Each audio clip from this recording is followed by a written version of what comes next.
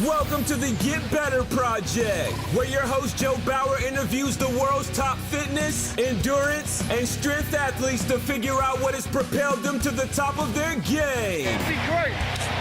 Let's be great. Listen, learn, and start getting better today. Here we go. Okay, welcome to the Get Better Project podcast. Today I have regionals athlete Tia Wright. Tia, how are you doing today? Wonderful. Thanks for having me. Yeah, I'm excited to have you. I know you're a local athlete here in the Northwest, and tons of people have said you got to hear from Tia Wright. So I'm excited to get you on the podcast here and give you some questions that you can answer for us. Yeah, I hope I can share what everyone wants to hear.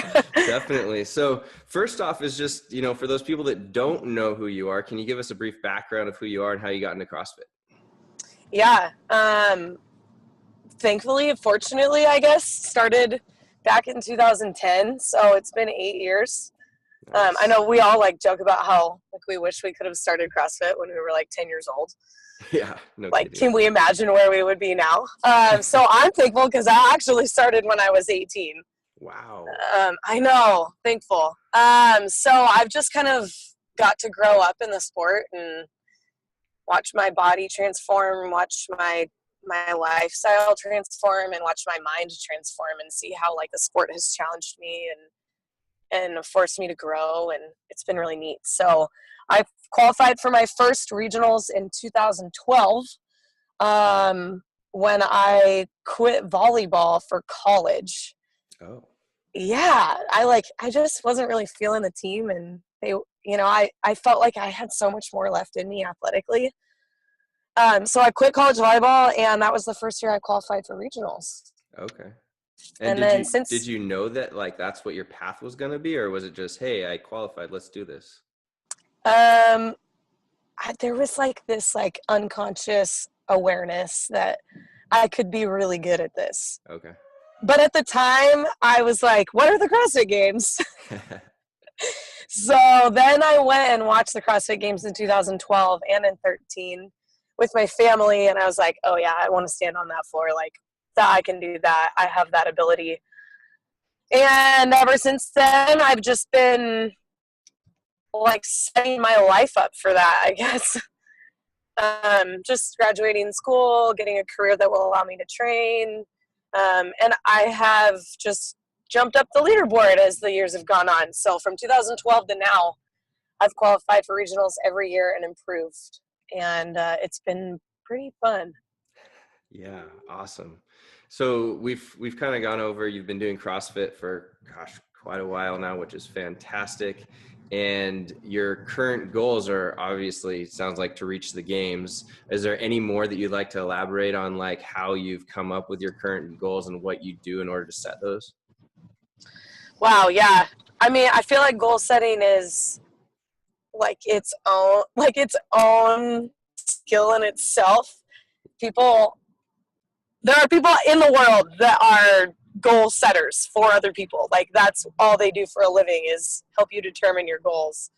So I feel like it's kind of a complex one, but I based my goals off of things that I realized are tangible goals and things that scared me a little. When goals scare you, it means that there's a limitation and you want to push through those limitations. And so, for example, this year I wanted to win the Open. And I was writing that down on my goal list and was like, oh my gosh, is that even possible? And I was a little nervous, but that's the goal that pushes you the most.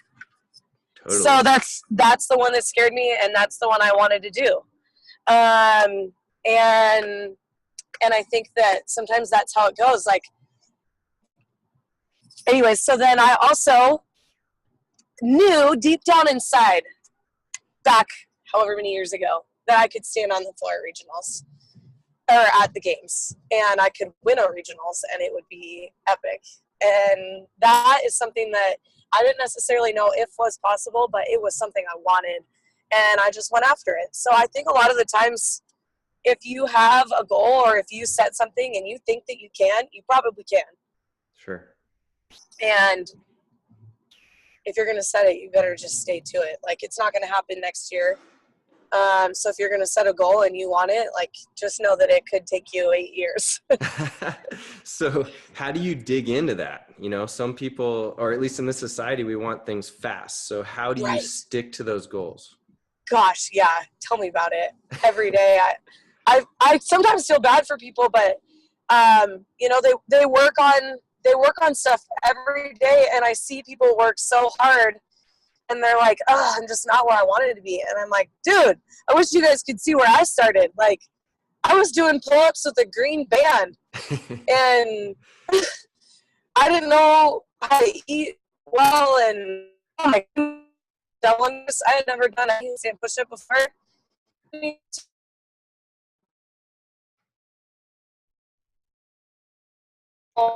In the process, and they to win little victories, you know. You need to cherish the moments that you do conquer something and that you do win in something, and that really just encourages like the progress for an 8-year goal, or whether it takes that long or not. You know, like you PR in something, and that happens a little bit quicker than maybe something else, like getting your first muscle up. So whatever it is in life, whether it's in CrossFit or in your job or in being a mom or in your marriage or whatever it is that you're working towards, those goals can be far away, and sometimes they should be, but there are little goals that are along the way, and that those little victories you have to celebrate in order to like keep you persevering. Totally. Does that answer the question? Yeah, definitely. Do you set up any systems where you're like recording these little things, these victories, or is it just in your mind and you've done a really good job of, you know, noticing them? Yeah, maybe I'm just blessed in my organization for them. I've never written them down, which probably is like something I should do. But yeah, I just, it's like one thing to the next, you know. I remember when I PR'd my clean for the first time, and it was like 135, and I was like, whoa, awesome. And now I look back, I'm like, really? Like, that was your clean PR? And now I'm cleaning like 230, so almost 100 pounds more. And I didn't necessarily ever think I would do that. I looked back at cleaning 200 back then and was like, that would crush me. So you just look at those little victories in the moment, and then the next one just pops up right in front of you. You know, it's like all of a sudden there's a new goal. You get your first muscle up, and then people are like, well, now I want to put 2 together. And then all of a sudden you're doing sets of 5, and then you're a games athlete and you're looking to do sets of 13s. So I think the natural progression, especially in CrossFit, is awesome. I don't know how that is in other careers or other goals in life, but you just have to be aware of the ones that are just the next step in front of you, and you just have to push the timeline for them. Sure. And it seems like you have a really good positive attitude around these types of things. Yeah. Do you have is this just come natural for you, or no? How did you get to that point? Oh man, that's such a great loaded question. I do believe that people at a high level of competitive sports are naturally more positive than others because of the intensity and the challenges that they face. However, I was nowhere near positive enough or forward thinking enough or encouraging enough of myself to go anywhere that I wanted to go. And this year I focused a lot on mindset, a lot on like valuing my own abilities and being confident and seeing where that takes me. And it's been transformative. It's been so cool. But the cool part is that it takes conscious effort all the time. Yeah. Learning how to determine between little phrases that are slightly negative or if they're purely positive. Okay. People could say you get, say you're training and you're lifting. Everybody knows that weightlifting is like a love-hate relationship. And so it's really easy to get frustrated, and it's really easy to like be really analytical of every lift and focus on the negatives that you did, because those are the things you need to change. Or you can focus on all the things you did well. You can love every lift. You can be proud of every lift, and it just like boosts your session and makes it awesome. So that's like an example of things that happen in the gym that change your mindset. Or things like when they merged the region, when they took all of the West Coast and made one region. So they took the Northwest and combined it with California and Hawaii. And, they did that, and a good athlete would say, cool, bring it on. Like, yeah, let's face this. Like, let's go. I want to win now. More competitive. I love it. Whereas someone that was negative would say, or not negative, but someone who thinks they're being positive would say, let's see how it goes. Like, I'm okay with it. Let's see how it goes. There's just like a slight difference in someone who is so positive that it is building versus just staying the same. Awesome. Did you learn that from somebody or a book, or how did you figure that out? Yeah, there's a family friend who is a sports psychologist, and we have been working with him, and he has been very, very powerful in my change in mindset. So it's been really cool.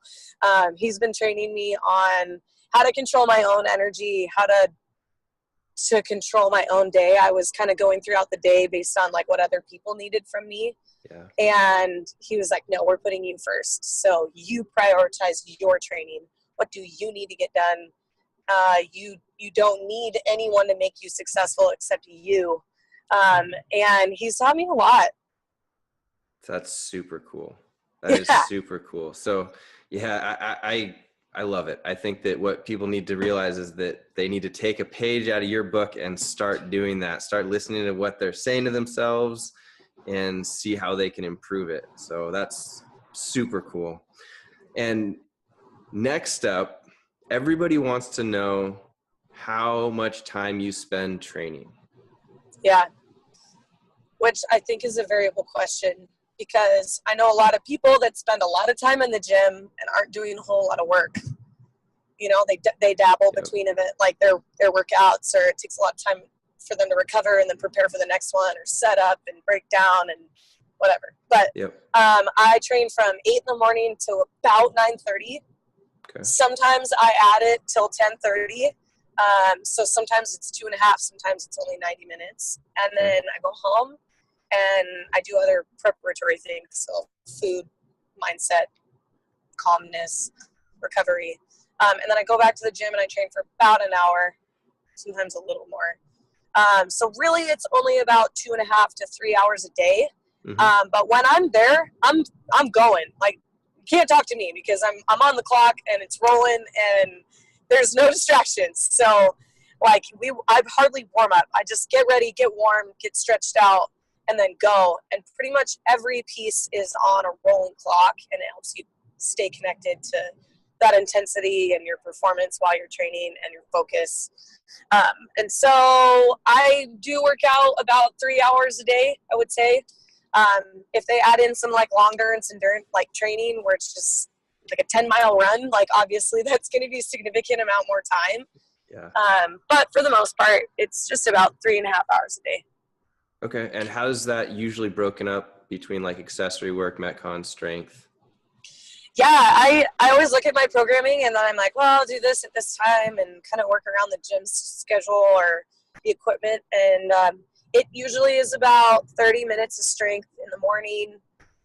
And then I usually do my skill work and accessory work in the morning. So things like gymnastic skills or midline strength or just like some dumbbell accessories. And then when I come back, I for 3 like metabolic conditioning pieces, and I do those all in the afternoon. Okay, so did you say 3 metabolic conditioning pieces?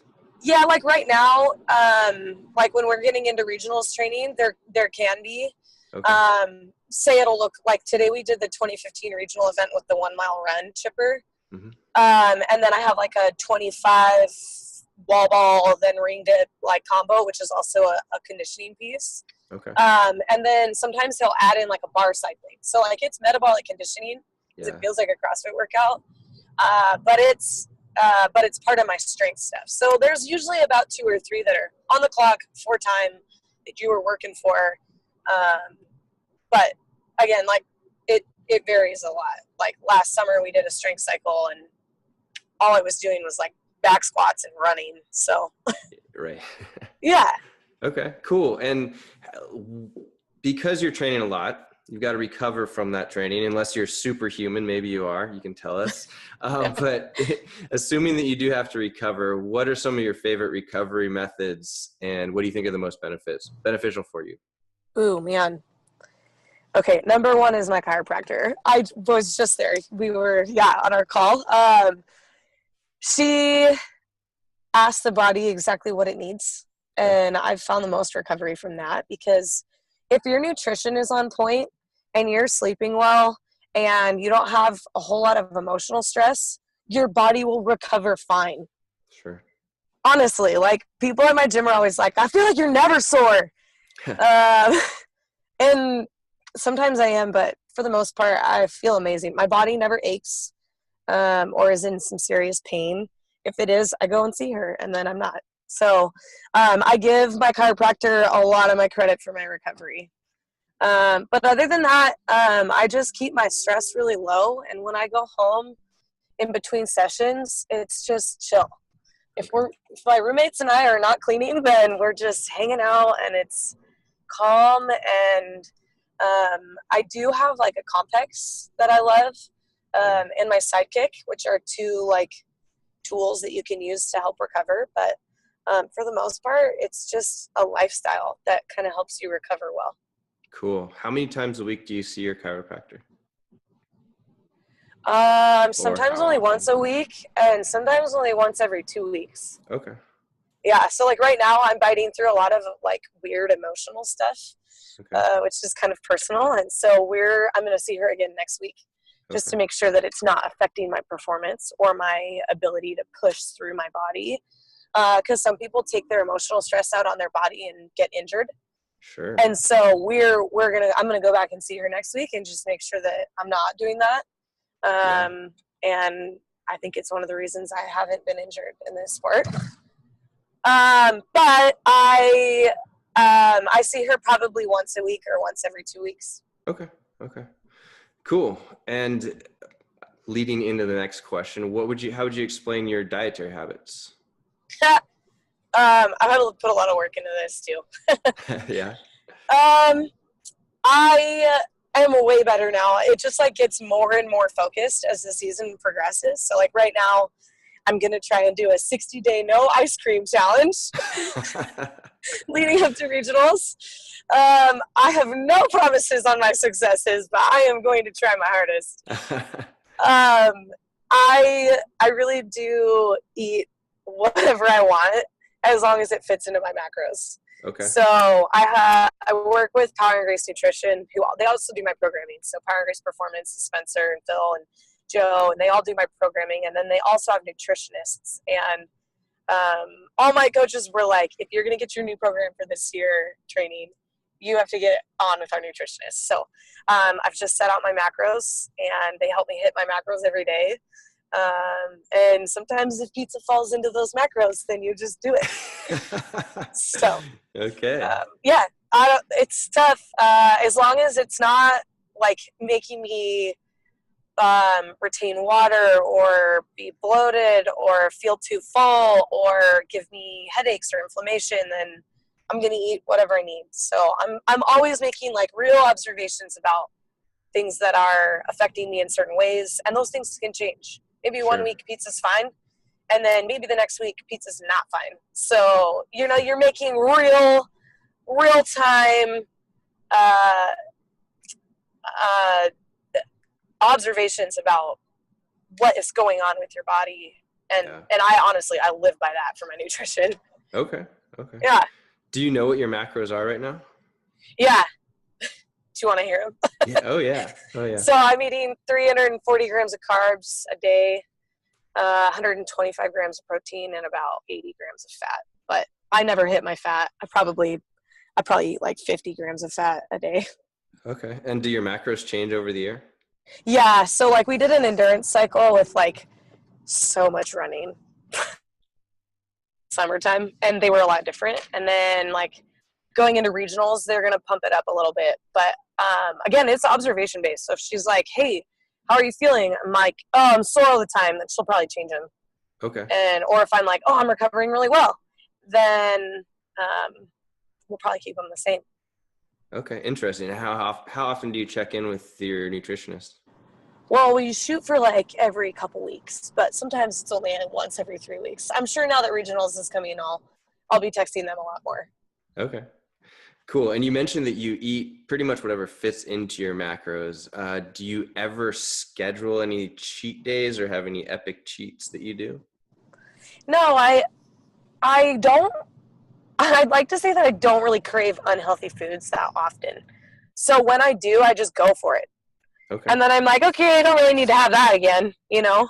Yeah. And my schedule is such that I have to eat like meat, grains, veggies pretty consistently. So like I get to work and I've prepared my food and it's protein and carbs and vegetables, and like there's not really a window of opportunity to like go get Dick's hamburgers or go get pizza. Like my lifestyle is such that I don't have the opportunity to go just like eat with people at restaurants. I can't do that. I don't have time. So in a lot of ways that's super helpful. Sure. So I don't really program cheat meals. If I have friends and family that are going out and I want to eat a hamburger or fries, I just do it. Cool. I like it. Yeah. Have you ever done any interesting experiments with your diet or training or anything like that? One of the things that was really helpful for me was making sure that I ate a certain amount of protein and carbs within 60 minutes of training, and then after within 60 minutes. And that's just called nutrient timing. Sure. And that was so valuable. Because it just means that your body has enough energy for training, and then it has enough to recover. Okay. So cool. basically you set yourself up for the value of training, and then you make sure that the value stays there as you're recovering. Sure. So you're gaining everything you can. And that was a really cool experience. That was transforming. That was really cool. Okay. Awesome. What aspects of being a high-level athlete are the most difficult for you?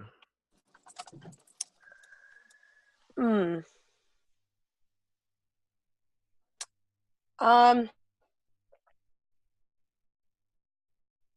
I started, I had to make a lot of decisions to train alone, and I kind of had to learn how to like bring my own energy. So it's not really a challenge anymore, just because I knew I needed to conquer that. And so I actually prefer training alone now.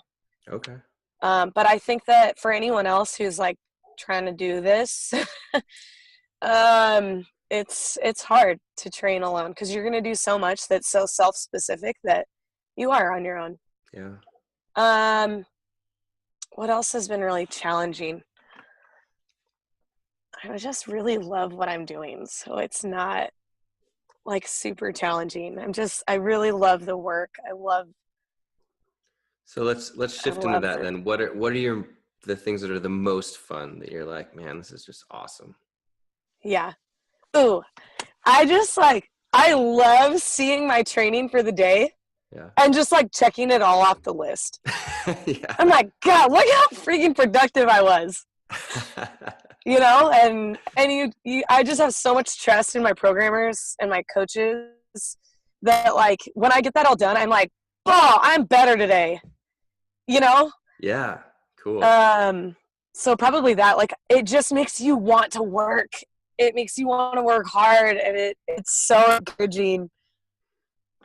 Awesome. Have you ever been injured? No.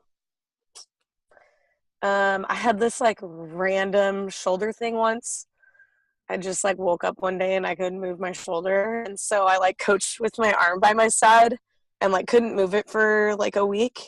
And then it was like totally fine. I was like doing muscle ups and ring dips and stuff. So it was like totally fine. But I think that was more like a Tia, slow down thing.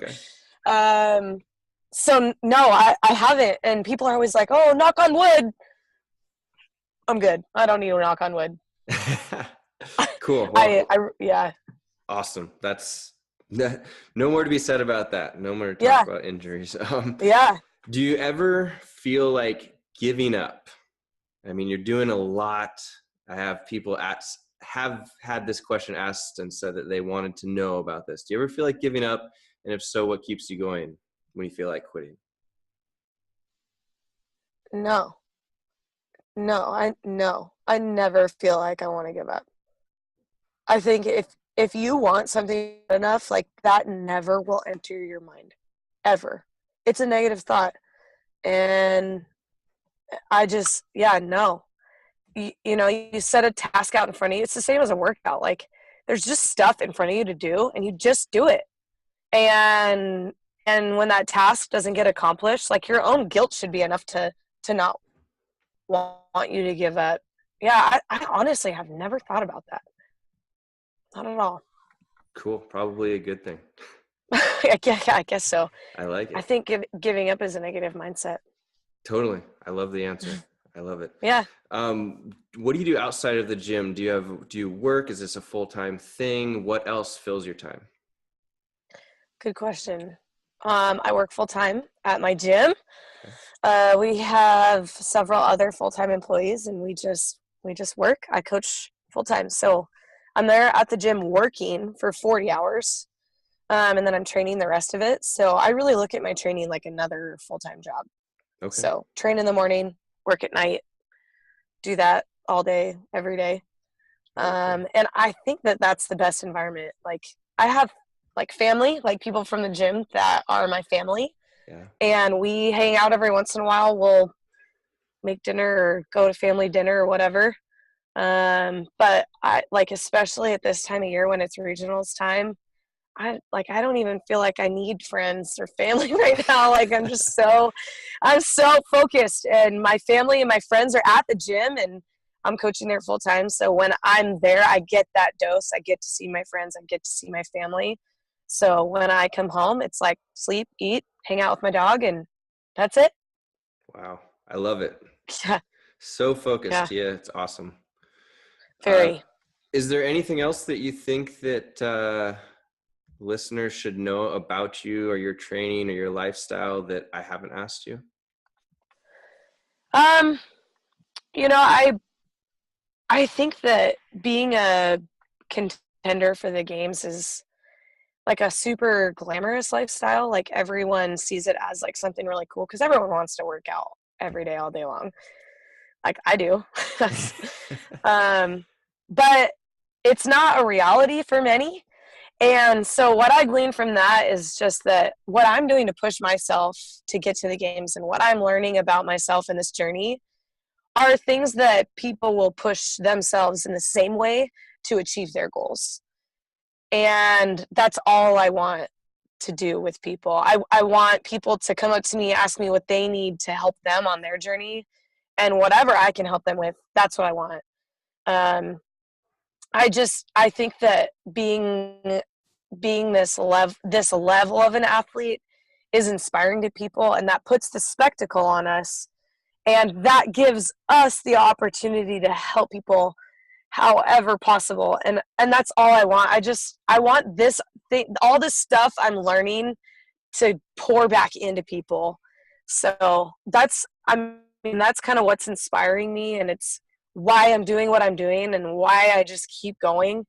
Because as long as I'm a contender for the games and as long as I'm going to the games and competing, I have access to helping people, and that's what I love. So that's just kind of my why, and I think a lot of people need a why. So if you don't have one, maybe start experimenting for one or just really digging deep. But that's what I want people to know, and And that's what I want to share with people. Very cool. Very cool. And if Yeah. people want to find out more about you, is there anything how can they do that? And is there anything that you'd like to promote? Yeah. I have my website, and I do write pretty infrequently, but I do write. Sometimes they come out in like bursts and then they just go away for a while. So you can check out just tiawright.org, where I just share all my writings. But my Instagram really is the feed for that. So pictures and videos are irrelevant to me. Like, read the content, read the comments, create an online community there. That's the best way to follow. I really am wanting to create more from that, but I'm experimenting and learning how. I think with you doing podcasts, it's a really great way to do that. So thank you for having me. But I obviously am very thankful for my coaches, Power and Grace Performance, Power and Grace Nutrition, a chiropractor, and then like my entire industrious community. So those are the big shout outs. Cool. Well, Tia, I've loved having you on the show, and I've loved getting to know about you and your training a little bit more. And I'm sure that everyone has, gotten a wealth of knowledge from you. So thank you so much for being on the podcast, and I will talk to you soon. Thank you for having me. It was good stuff. Yeah. Thank you for listening to the Get Better Project, hosted by Joe Bauer. If you'd like to leave us a podcast review, head over to the getbetterproject.com/iTunes. Now get going and take action on something that will make you better today.